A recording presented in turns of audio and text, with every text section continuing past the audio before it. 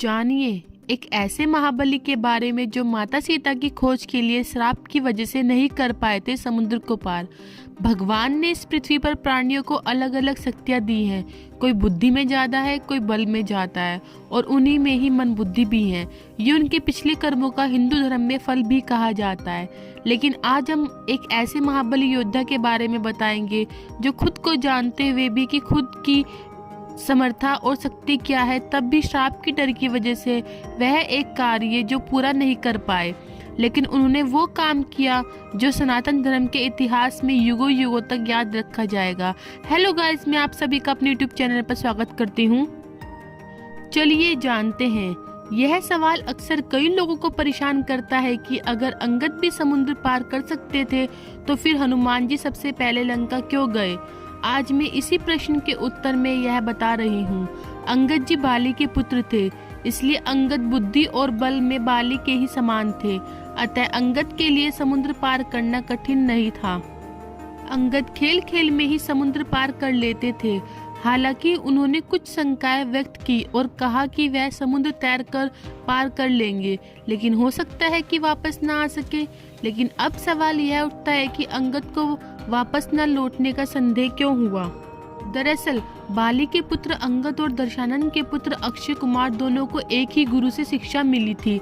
अंगद जन्म से ही बहुत बलवान थे और उनके बल के कारण ही अंगद का स्वभाव शरारती हो गया था। इसलिए अपनी शरारती स्वभाव के कारण अंगद अक्सर रावण के पुत्र अक्षय कुमार की पिटाई कर देते थे। अंगद के थप्पड़ से अक्षय कुमार अक्सर बेहोश हो जाते थे। अक्षय कुमार ने अंगद के व्यवहार की शिकायत अपने गुरु से की। गुरुजी अंगद को बच्चा समझते थे और उसकी गलतियों पर ध्यान नहीं देते थे, लेकिन अंगद ने अपनी शरारतें बंद नहीं की और आए दिन अक्षय कुमार को परेशान करते रहे। अतः एक दिन अंगद को गुरु ने क्रोधित होकर अंगद को श्राप दे दिया। श्राप यह था कि अगर अंगद कभी अक्षय कुमार के पास पहुंचे तो उसी क्षण उनकी मृत्यु हो जाएगी।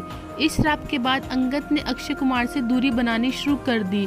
जब वानर सेना माता सीता की खोज में निकली और समुद्र पार करने की बात हुई तो अंगद को संदेह हुआ कि यदि वे समुद्र पार करके लंका में जाकर अक्षय कुमार से मिलेंगे तो गुरु के श्राप के कारण उसकी मृत्यु हो जाएगी और श्री राम का काम अधूरा रह जाएगा, क्योंकि वह वापस नहीं आ पाएगा। इसलिए हनुमान जी को सीता माता की खोज करने की सलाह दी गई और हनुमान जी समुद्र पार कर लंका पहुंच गए।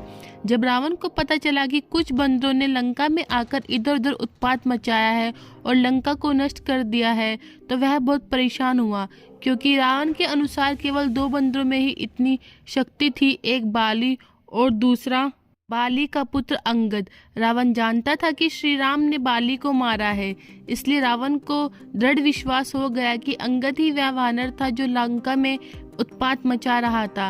रावण को अंगद के श्राप के बारे में पता चला और उसने उस वानर को रोकने के लिए अक्षय कुमार को भेजा। रावण को लगा कि श्राप के कारण अंगद की मृत्यु हो जाएगी, लेकिन जल्दी उसका भ्रम टूट जाता है जब उसे पता चलता है कि उस वानर ने अक्षय कुमार को मार डाला है।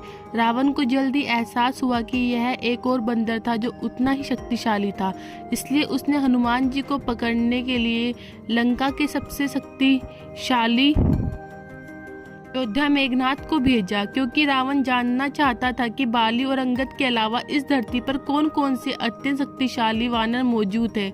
हनुमान जी बुद्धिमान थे और जानते थे कि यदि अक्षय कुमार जीवित रहे तो अंगद के लिए लंका में प्रवेश करना असंभव होगा। तो हनुमान जी ने अंगद के जीवन की बाधाएं दूर कर ली और अंततः जब राम जी की सेना लंका पहुंची तो अंगद स्वयं शांति दूत बनकर रावण के दरबार में गए, जहां उन्होंने अपनी वीरता की पताका फहराई और रावण को अपने चरणों में झुकने पर मजबूर कर दिया।